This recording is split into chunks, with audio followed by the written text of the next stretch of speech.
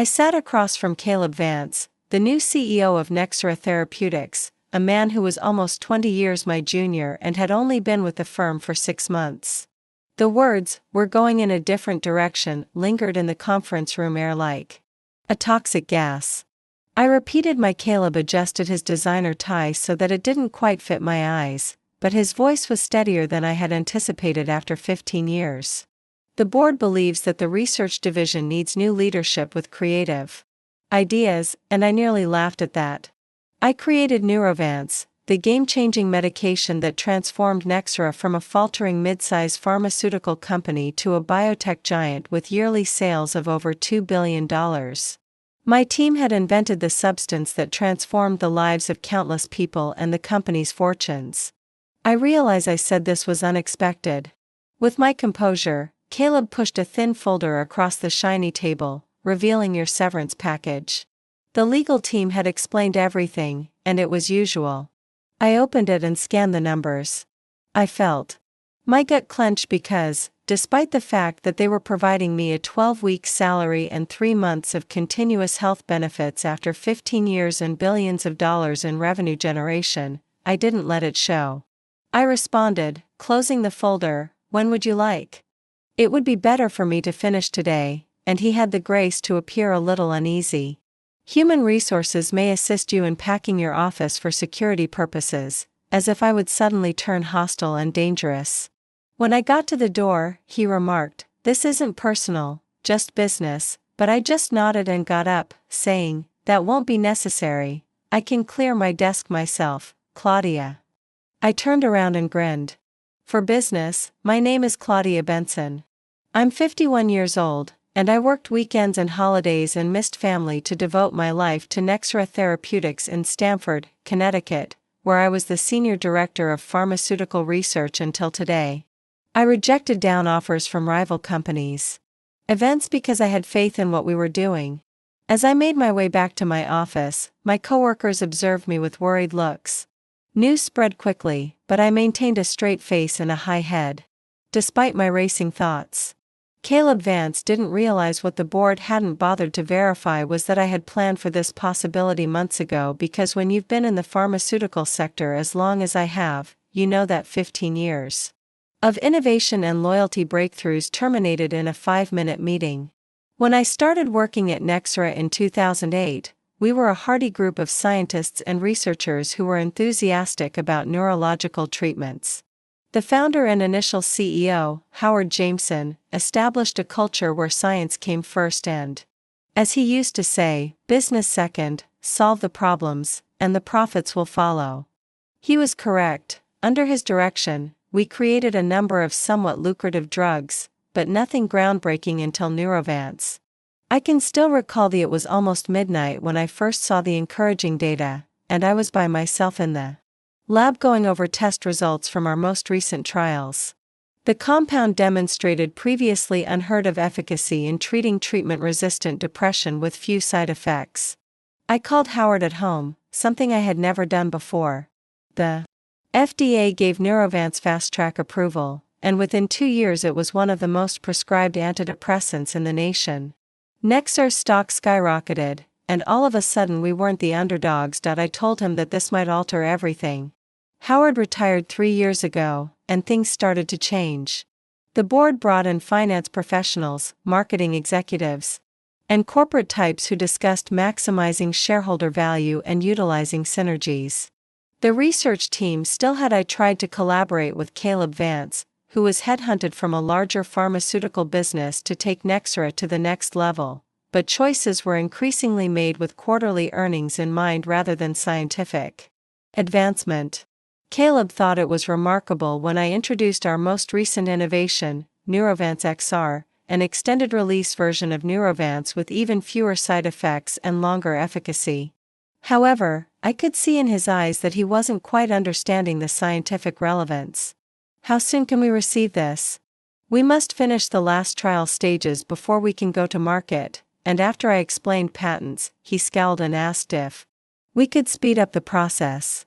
"Our legal staff has been thoughtful," I added, "and they have been Caleb sent in consultants to assess the research section the following week." They made cryptic notes, asked odd questions, and discussed restructuring.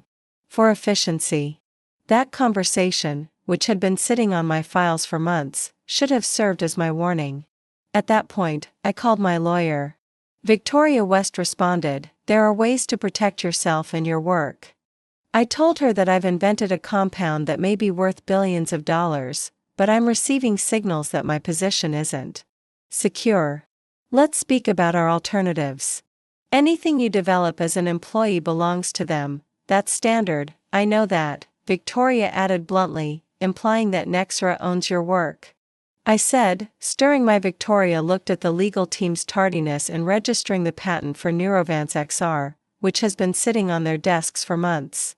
We were meeting at a quiet cafe a few towns away from Stamford, away from any prying eyes.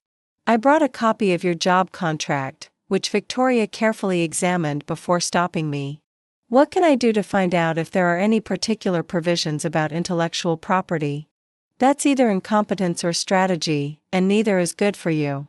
She said, your contract stipulates that inventions belong to Nexora if they are developed using company resources or during company time. I said, it's all theirs, and she raised an eyebrow slightly at one point. This is fascinating. Victoria tapped the page and said, not necessarily. Have you worked on this compound at home using your own equipment on the weekends or after hours when you weren't formally on the clock? I reflected, I always have a home lab set up for theoretical work, and, before bringing it to the official lab, I've spent numerous weekends and nights perfecting the molecular structure. As a scientist, documentation comes naturally to me. So I suppose you've documented these lab notes and time-stamped computer files. Victoria grinned. Leaning forward, she might have mentioned that the original idea and major development took place outside of business hours using personal resources, but the final testing was done at Nexora. As an independent inventor, Victoria stated an intellectual breakthrough is a patent-worthy idea that you might claim happened on your own time. I wasn't sure whether that would hold up because it's not perfect, but it creates a gray area sufficient to file a competing patent application. It seemed both thrilling and alarming to consider that sometimes a gray area is all you need to build leverage. Wouldn't it be unethical for them to postpone getting a patent on your invention while potentially preparing to remove your company? To protect themselves all the time? You're doing the same. After an additional hour of conversation, we came up with a plan whereby Victoria would assist me in creating a personal intellectual property holding company. If Nexora allowed me to do so, I would record all of my independent work on the compound and submit a patent application through my new entity. I lived a double life at Nexora, where I was the same committed research director that I had always been at home, carefully documenting everything. If they filed their patent, I would assign my rights to them, if not, I would have insurance for the ensuing weeks. I completed the patent petition and made my own improvements to Neurovance XR. When Victoria confirmed that our application had been sent to the USPTO, I experienced a strange mix of relief and guilt. I told myself it was only a safety net and protection, and I won't have to use it. A week later, I was summoned to that crucial meeting with Caleb Vance, and I meticulously tidied my office, reducing years of research honors and accomplishments to 3 cardboard boxes. Slowly, one by one, my team colleagues arrived, shocked and upset. This is absurd, James, my senior researcher, said. Without you, there would be no Nexora. You'll be fine, I told him, though I wasn't positive. I carefully placed my framed doctoral certificate in a box, and I'm sure Caleb has plans for it. As I carried the last box to my car, I passed him and said, "Science is solid, just keep doing the work." "What about Neurovance XR?" in a quiet voice. I nodded politely and carried on walking home after Caleb showed me someone around my house who was probably laughing. I sat in my kitchen and stared at the boxes from 15 years ago, had exactly 1 glass of wine, and spent 30 minutes feeling sorry for myself before ringing. Victoria made a disapproving noise and said, "What's the severance?" "Insulting 12 weeks, Ma?" I answered, "I'm sorry, Claudia. They wanted me to come in tomorrow." The following day, I met with Human resources to discuss the severance agreement. She forcefully advised me to wait to sign until I had reviewed it and to keep the patent file a secret because the USPTO hasn't published it yet, so Nexora is unaware of it. Contained language requiring me to assign any relevant intellectual property to Nexora and a complete non-compete clause that would prohibit me from working in neuropharmacology for 2 years. I remarked cheerfully to the HR director, "I'd like to take this home and review it." I smiled and said, "Mr. Vance was hoping to wrap this up today, and I'm sure he was. However, after 15 years of service, I believe a day to review is appropriate." So I sent the document to Victoria, who contacted me an hour later. "This is even worse than I initially believed." She stated that they are attempting to obtain the rights to everything you may create in the future that is even remotely connected to your work at Nexora. They are free to attempt this, but we have alternatives because our patent filing provides us leverage. 3 days later, I went back to Victoria, the HR director, prepared a counteroffer for Nexora, which she accepted with seeming surprise. "I'll have to show this to Mr. Vance," she said. "Of course," I said, "I'm happy to wait." 20 minutes later, I was led into Caleb's office, but he wasn't. Caleb leaned forward and added, "This is really irregular," smiling. "You're asking for a lot more severance and retention of certain intellectual property rights, and I think that's fair compensation for my contributions. That's a complicated legal subject." I responded that my contract contains explicit language concerning work done during company time utilizing business resources. His eyes narrowed. "You invented Neurovance while working here. Do any derivatives or upgrades belong to Nexora?" Caleb's jaw tensed, but I've kept thorough records of my work, including when and where it was completed. "We can dispute this, you know, but our legal team would have to pay more for litigation than the extra severance I'm asking for." After a tense moment, Caleb pushed aside my counteroffer, so I completed it for him, assuming you win. "In the meantime, we're moving forward with our preparations for Neurovance XR. The announcement is made next week." I maintained a neutral expression, which sounded the game was in motion as I left Nexora for what I believed would be the last time I felt oddly at ease. In a few days, they would reveal who truly owned the patent and reveal Neurovance XR as their next game-changing medication. The press release was sent out on a Tuesday morning. The stock rose 12% on the day when financial experts increased their recommendations for Nexora's innovative extended-release depression therapy, Neurovance XR, which is predicted to treble company revenue by 2026. Business news shows also aired positive stories about Nexora's. I watched it all from my home office, feeling strangely distant, as Caleb's visionary leadership and the innovation pipeline were unmentioned. At midday, Victoria called and asked, "Have you seen the announcement?" Victoria responded enthusiastically, "Yes, and the USPTO will be publishing patent applications on Thursday. They're claiming they own the IP," she stated. "Including mine?" "Yes, and it will be obvious who has priority because yours was filed first." Despite the fact that we had discussed this possibility numerous times, I questioned, "What happens then? Do you believe it will be with someone like Caleb Vance, who will battle his ego and forbid anything else?" Victoria calmly explained that either they see the problem and come to us to negotiate, or they try to fight it and say you took corporate intellectual property.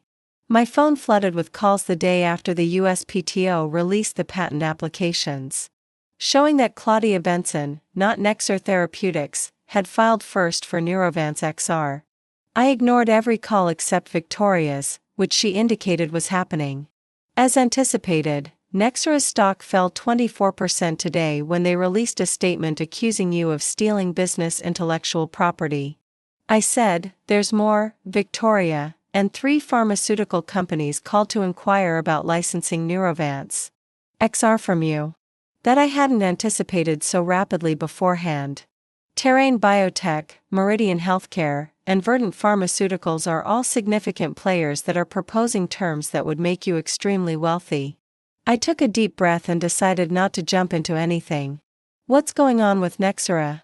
Their board called an emergency meeting, and rumors have it that Caleb is in the hot seat. I felt a little satisfied, but I forced myself to ignore it because this wasn't about retaliation but rather about justice and being fairly valued. For my later that afternoon at work, I had a different type of call from Howard Jameson, the founder and former CEO of Nexora, Claudia. He remarked in a gentle voice, "Despite the circumstances, this is quite a situation," to which I answered that I was truly happy to. I heard him say, "I'm sorry it's come to this, are you?" His tone was one of inquiry rather than blame, and I thought about it.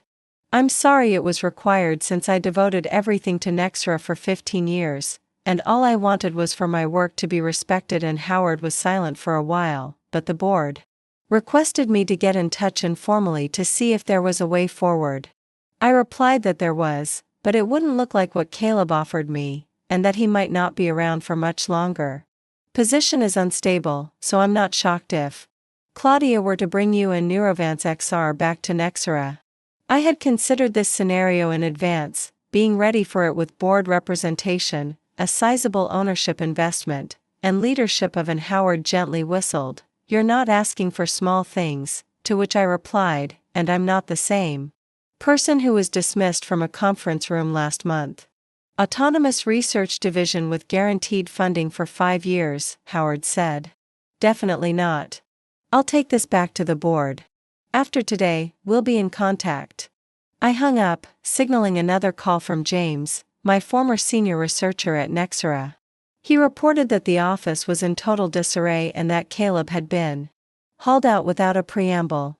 "People were saying that you own." I told James that the entire research team is rooting for you no matter what happens next, and that meant more to me than any stock price decline or licensing offer. "Is the Neurovance XR patent true?" "It's complicated." The days that followed turned out to be a meticulously planned symphony. Nexora's board put Caleb on administrative leave while he was reviewed by corporate speak, and after he finished, the stock kept declining as investors worried about the company's future without its next big drug. Financial news sites featured headlines like, "Patent Blunder Costs Nexora Billions," and "How One Scientist Outwitted Big Pharma." I stayed out of the spotlight, turning down interviews and avoiding social media because I wanted to prove my value, not to win over the public. In the meantime, offers from other pharmaceutical corporations increased. We appreciate innovation and the people behind it, so the CEO of Attractive Verdant personally contacted us to offer not just a license arrangement but a post as their chief scientific officer with full control over a new neuroscience branch. He stressed that what happened at Nexora won't happen here. When Nexora's board chair, Eleanor Fitzgerald Dr. Benson, finally called, it was extremely alluring. She said, "The board would want to meet with you and your legal representation to explore a resolution to our." I am grateful that I responded as soon as possible tomorrow because this issue needs immediate treatment in Victoria. And I meticulously planned for every possibility that might arise when we got to Nexora's. The following morning at headquarters, the air was very different. The dismissive attitude and bravado had vanished, and there was maybe even a trace of fear. Ella Lehner led us into the boardroom, where 8 people waited, including Howard Jameson, who had returned as an interim board member, and the other board members.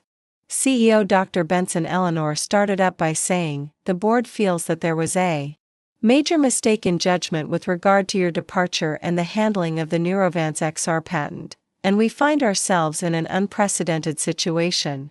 Victoria and I would want to suggest a resolution that acknowledges your achievements and ensures Neurovance XR's future with Nexora." I nodded but said nothing. Listened as they described their offer, which included a significant signing bonus, a position on the board, reinstatement as Executive Vice President of Research and Development, equity pay, and the transfer of the intellectual rights to Nexora in exchange. When they were done, I took a quick look at Victoria's subtle gesture indicates that you now recognize my worth, but it doesn't address the core problems that brought us to this point. I need assurances of research autonomy and defense against future leadership changes.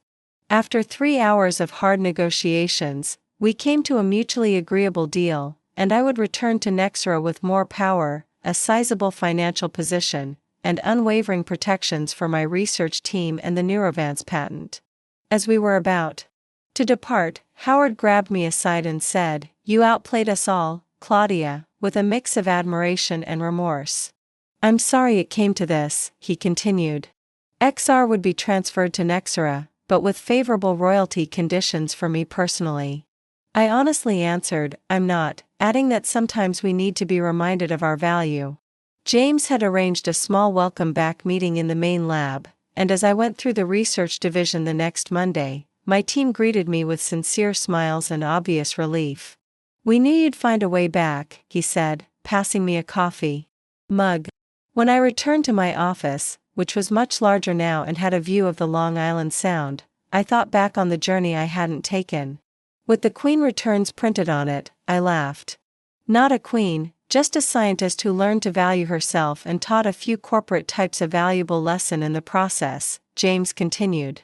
Sought retribution, but I had discovered justice, and in the process, I had changed not just my career, but also the way researchers like me may be treated in the field.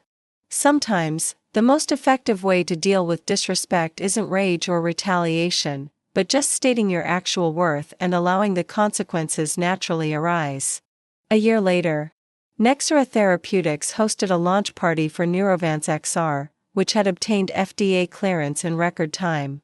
Executives, scientists, investors, and medical experts filled the large ballroom of the Stamford Plaza Hotel, celebrating what. As I left the podium after speaking about the drug's scientific development, I received a sincere and prolonged ovation from experts who were already referring to me as the pharmaceutical success story of the decade. Howard was now permanently restored. As the CEO took my place, "Ladies and gentlemen," he stated that without Dr. Claudia Benson, none of this would have been possible. Her scientific genius founded Neurovance, and her, let's call it, strategic insight made sure that Neurovance XR would save millions of lives while maintaining Nexora at the forefront of. The audience chuckled, aware that the narrative of my patent maneuver had become somewhat of a legend in pharmaceutical circles, both as a warning to CEOs and a motivation to academics in the field of neurological treatment. Howard went on, "The board has unanimously voted to form the Benson Neuroscience Institute is a brand new Nexora branch devoted to innovative research with full scientific autonomy and 10 years of guaranteed funding." This declaration was greeted with as Howard called me back to the platform. I experienced a wave of emotion I hadn't anticipated. "The institute will be housed in a new research facility," he announced, to even more passionate applause. I hadn't realized this extended beyond our negotiated agreement. Situated right here in Stamford, and naturally, Claudia will be its director with full board support. As we raised our glasses in a toast, I noticed a familiar face watching the proceedings from the back of the room, Caleb Vance, who is currently employed in a reduced capacity by a much smaller pharmaceutical company. With a taut face, our eyes briefly locked before he turned away. I felt gratitude for the road that had led me here rather than delight in his demise. Sometimes the best retaliation isn't about destroying people but rather about creating something better out of the ashes of what was lost. The Benson Neuroscience Institute opened 6 months later. The facility itself was a magnificent example of contemporary architecture, with plenty of light and glass to encourage creativity and teamwork. My team had grown from 12 researchers to 40, with the brightest on the first day, Ella Laner Fitzgerald. Join me for a tour of the facilities. "You've created something remarkable here, Claudia," she said as we passed the main laboratory, indicating that neuropharmacology minds were eager to join what industry publications were describing as the most innovative research environment in biotech. "That we made will outlive all of us." I corrected her, saying that this was only possible because everything was lost. Eleanor nodded thoughtfully, saying, "The board has learned that the value of the work isn't just in stock prices and quarterly reports, but in the people who actually do the work. I hope that lesson sticks." Well, Eleanor grinned, "particularly since you now have enough Nexora stock to confirm that my share stake, which I had negotiated when I returned, had increased significantly. As Neurovance XR surpassed even the most hopeful forecasts, I became one of the biggest individual shareholders, whose power went well beyond my scientific position in the pharmaceutical after the industry took note. a number of large corporations made revisions in the last year, revised guidelines for acknowledging and rewarding researchers, and 2 had even nominated scientists to their boards. It was evident that talent should be valued rather than merely hired. I've heard that Caleb Vance has completely departed the industry, according to James, who kept up a wide network of relationships in the sector. Caleb had attempted to portray himself as the victim of conditions at Nexora, but he never got his reputation back and continued on a different way. Had been the proper thing to do, but not in the direction he had intended. It was up to me to decide what the future contained, now directed by creativity and science rather than ego and short-term thinking. Opportunities one never would have thought of in those gloomy days, and the irony of my dismissal didn't escape my notice. That in the end, I had more control than I ever imagined after losing my job.